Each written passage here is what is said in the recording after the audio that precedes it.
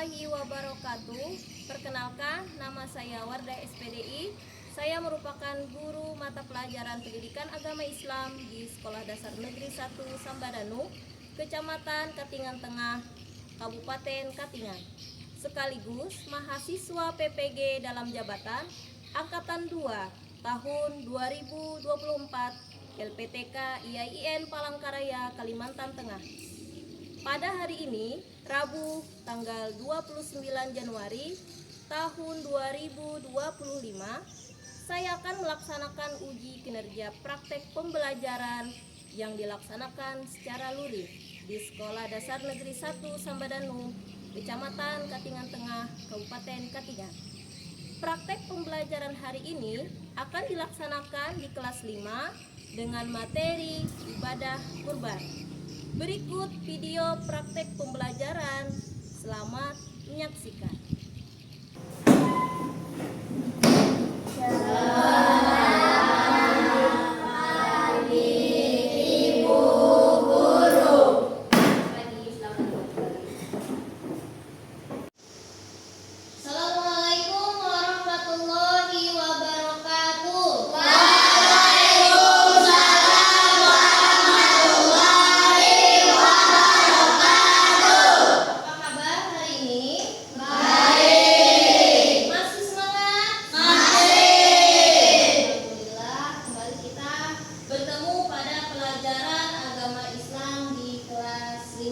Nah, sebelum kita memasuki pembelajaran, Ibu mau cek kerapiannya dulu. Silakan cek kerapiannya, baju-bajunya, jilbabnya yang belum rapi dirapikan dulu. Silakan.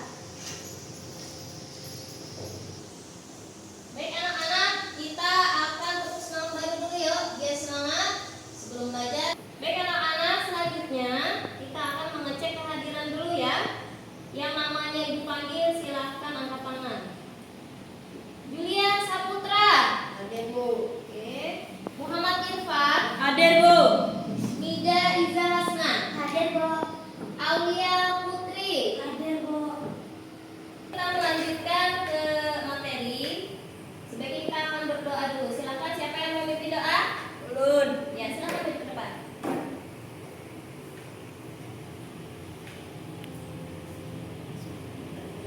Berdoa dimulai.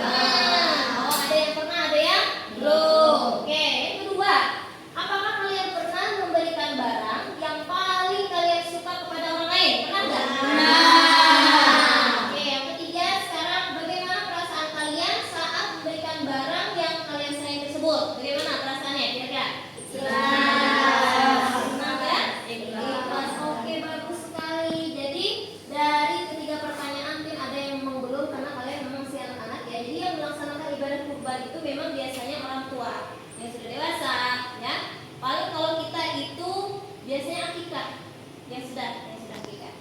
Ya, itu pun orang tua juga yang menanggungnya. Karena kalian masih di bawah tanggungan orang tua. Oke. Nah, dari beberapa pertanyaan tadi Ibu sudah dapat menganalisis bahwa kalian memang sudah ada yang pernah memberikan sesuatu kepada orang lain, baik itu benda, baik itu berupa uang atau segala apa yang memang kalian sayangi sebenarnya, tapi kalian ikhlas dan senang memberikannya kepada teman mungkin atau saudara mungkin ya, seperti itu. Kemudian perasaan kalian saat memberikan itu pastinya ada rasa senang karena dapat membantu meringankan beban orang lain. Kita masuk pada tujuan pembelajaran. Nah, di sini sudah ada tentang pendahuluan. Kita sudah masuk pada bagian keempat, yaitu tujuan pembelajaran.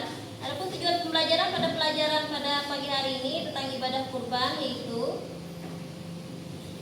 yang pertama, tujuan yang pertama yaitu peserta didik mampu menjelaskan pengertian ibadah kurban melalui metode think, pair, share atau disingkat dengan TPS dengan benar. Apa itu think, pair, share? Think artinya berpikir, jadi kalian berpikir mandiri secara kritis. Kemudian pair nanti akan berpasangan, nanti ibu bagi berpasangan, satu kursi atau satu meja berpasangan.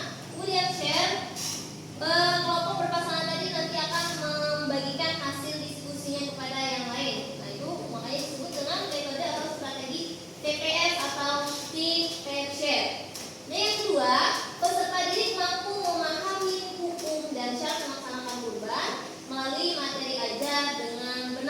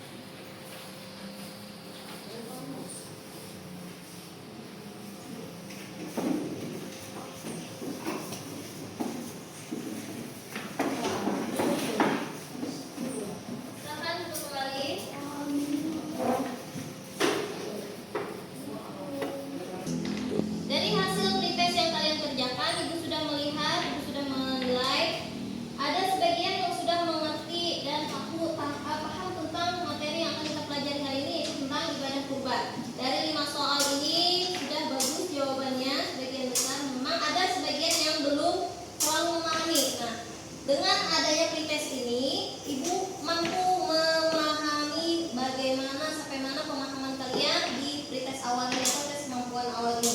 Selanjutnya akan kita lanjutkan pada materi. Bisa dilihat di layar proyektor bahwa materi kita pada pagi hari ini yaitu tentang ibadah kurban. Yang pertama yang akan kita bahas pada materi ibadah kurban itu yaitu pengertiannya. Apa itu arti ibadah kurban? Nah, di situ sudah tertulis ibadah kurban adalah salah satu bentuk ibadah kepada Allah Subhanahu wa taala dengan menyembelih hewan ternak.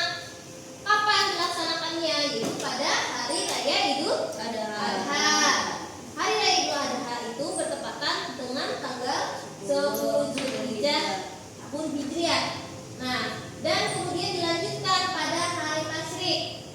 Hari apa? Hari tasyrik.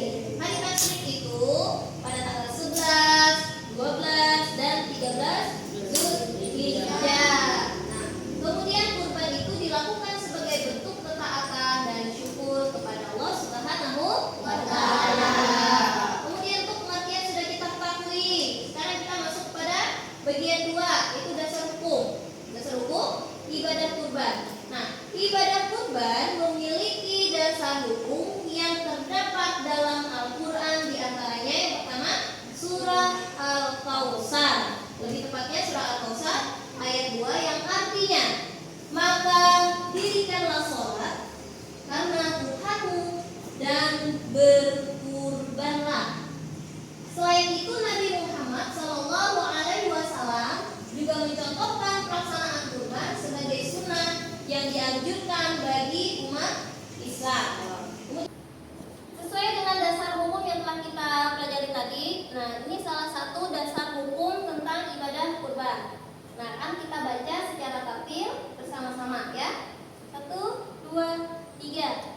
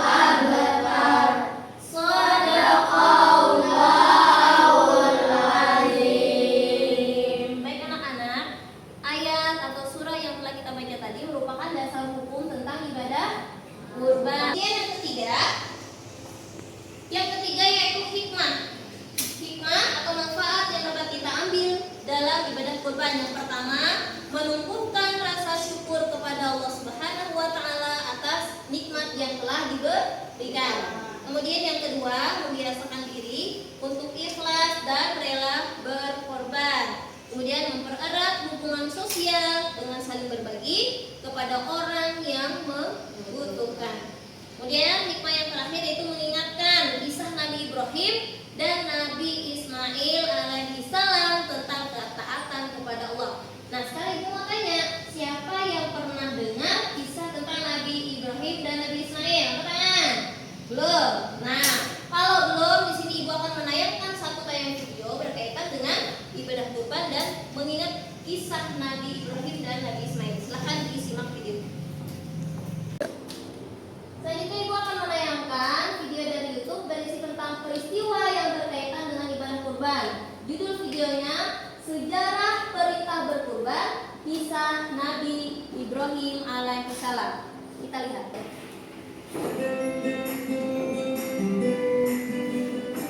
Assalamualaikum. Cerita kali ini adalah salah satu kisah dari Nabi Ibrahim, yaitu tentang hari raya kurban atau hari raya Idul Adha. Alkisah bahwa Nabi Ibrahim mempunyai seorang istri yang bernama Siti Hajar. Mereka sudah lama tidak dikaruniai seorang anak yang sangat mereka dambakan. Hingga suatu hari Nabi Ibrahim berdoa kepada Allah, Ya Tuhanku, anugerahkanlah kepadaku seorang anak yang termasuk orang-orang yang soleh.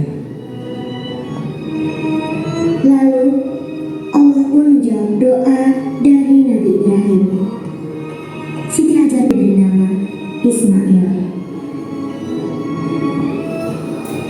Pada saat dia bermimpi kepada Allah, Nabi Ismail pun menjawab, Hai bapakku, kerjakanlah apa yang diperintahkan kepadamu. Insya Allah, kamu akan mendapatiku termasuk orang-orang yang sabar. kemudian Nabi Ibrahim pun membawa Ismail ke atas bukit dan membaringkannya. Sesungguhnya, demikianlah kami memberi balasan kepada orang-orang yang berbuat baik. Sesungguhnya, ini benar-benar suatu ujian yang nyata, dan kami tebus anak itu dengan seekor sembelihan yang besar. Baik, tadi kita sudah menyaksikan satu tayangan video tentang sejarah perintah berkurban. Jadi kisah Nabi Ibrahim dan anaknya Nabi Ismail. Nah, sekarang ibu mau tanya, tadi sudah menyimak? Sudah? Sudah menonton? Sudah ingat? Sudah ada bayangan tentang apa ceritanya? Sudah? Kalian sudah menyaksikan, sudah menonton. Sekarang ibu mau tanya nih tentang tayangan yang sudah kita tonton tadi. Yang pertama, apa yang dimimpikan oleh Nabi Ibrahim? Mimpi menyembelih anaknya. Iya betul. Nabi Ibrahim mendapatkan satu mimpi bahwa beliau disuruh langsung oleh Allah untuk menyembelih anaknya yang bernama Ismail. Padahal beliau ini lama tidak mendapatkan seorang anak. Beliau berdoa kepada Allah memohon agar diberikan keturunan. Setelah mendapatkan keturunan, kemudian Allah memberikan beliau satu ujian yang sangat berat.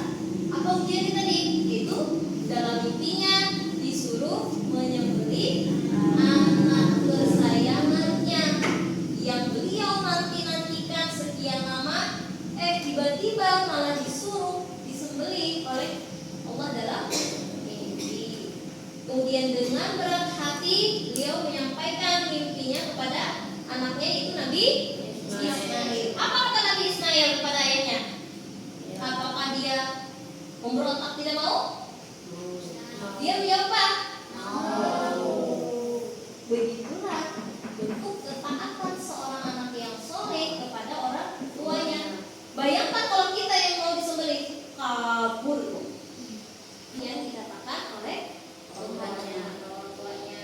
Nah, kemudian yang ketiga, apa yang terjadi setelah Nabi Ismail menyetujui bahwa dia mau disembelih oleh ayahnya untuk apa tadi? Melaksanakan perintah Allah tadi. Dia dengan ikhlas merelakan dirinya untuk dikurban. Apa keajaiban yang terjadi setelah dia mau dikurbankan? Iya, jadi ada keajaiban. Nabi Ismail digantikan oleh Allah dengan seekor domba. Kemudian disitulah ada hikmah yang terkandung atau nilai-nilai yang terkandung mengenai ibadah kurban. Kenapa kita tiap tahun setiap hari Idul Adha dan hari Tasyrik itu melaksanakan ibadah kurban? Disitulah ceritanya. Jadi dalam bentuk penyembelihan atau pelaksanaan hewan kurban. Selanjutnya akan Ibu sampaikan materi yang akan kita sambung tadi. Pelajaran yang keempat ini, poin yang keempat itu adalah hewan-hewan yang dapat dijadikan kurban. Ya, jadi di sini ada hewan yang sah dan bagus untuk dijadikan hewan kurban. Yang pertama hewan ternak. Contohnya kambing, domba, sapi, kerbau, dan juga unta. Setelah sholat Idul Adha pada tanggal 10 Zulhijjah hingga akhir hari Tasyrik, yaitu hari ke-13. Kemudian saat menyembelih membaca Bismillah dan takbir. Kemudian daging kurban dibagi menjadi 3. Selanjutnya Ibu akan membagikan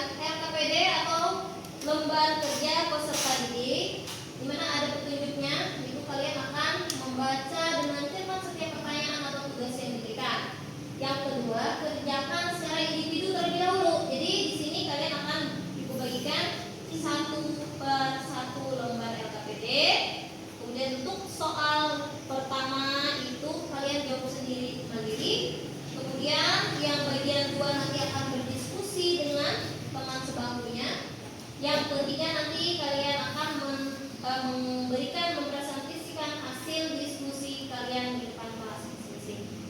Ini Mas bagikan lembar kerja selanjutnya kepada masing-masing. Silakan baca dengan teliti.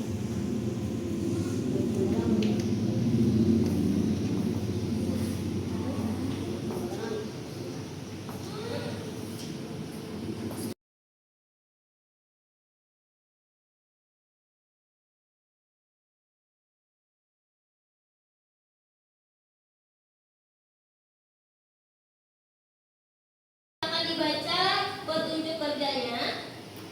Di situ ada tujuan 1, 2, 3, yang B petunjuk kerja, dan yang C itu adalah langkah-langkah aktivitas.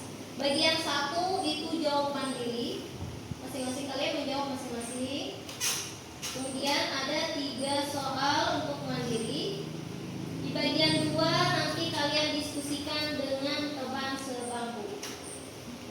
Di bagian 2-nya di pair, bagian pair. Kemudian di bagian 3 yang share itu diskusi kelas. Sampaikan hasil diskusi kelompokmu di depan kelas dan tuliskan kesimpulan dari diskusi bersama. Silakan dikerjakan.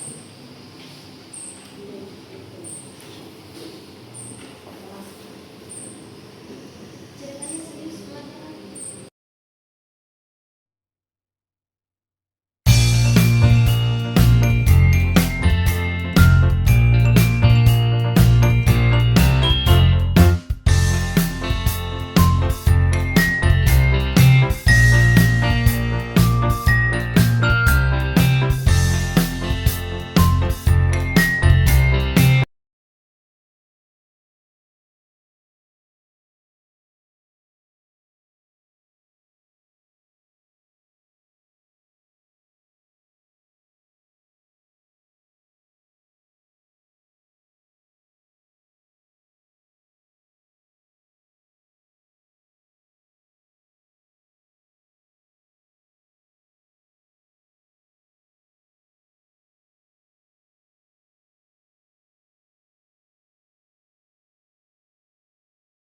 Kalian bawa dulu.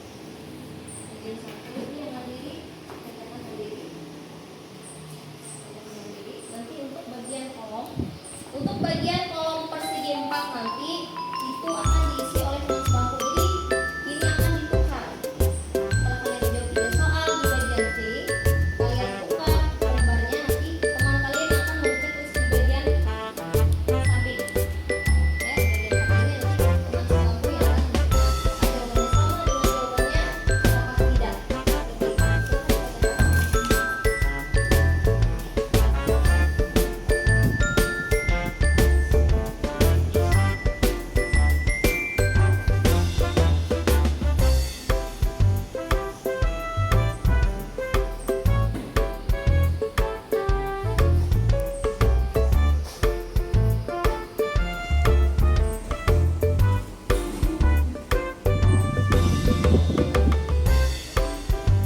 Baik anak-anak, setelah ini karena bagian tim sudah kalian kerjakan secara mandiri atau individu, silakan tukarkan lembar LKPD yang kalian kerjakan kepada teman sebangkunya. Silakan ditukarkan. Selanjutnya, di bagian samping ada bagian kotak persegi. Silakan kalian checklist di situ jika jawaban teman sebangku kalian itu sama dengan jawaban kalian. Silakan. Silakan dicek kalau memang sama jawabannya. Sudah? Kalau sudah, sekarang lanjutkan ke bagian belakang. Di bagian belakang, bagian 2 ada pair, berpasangan. Pada soal ini kalian silakan berdiskusi dengan teman sebangkunya. Silakan dikerjakan secara diskusi berpasangan.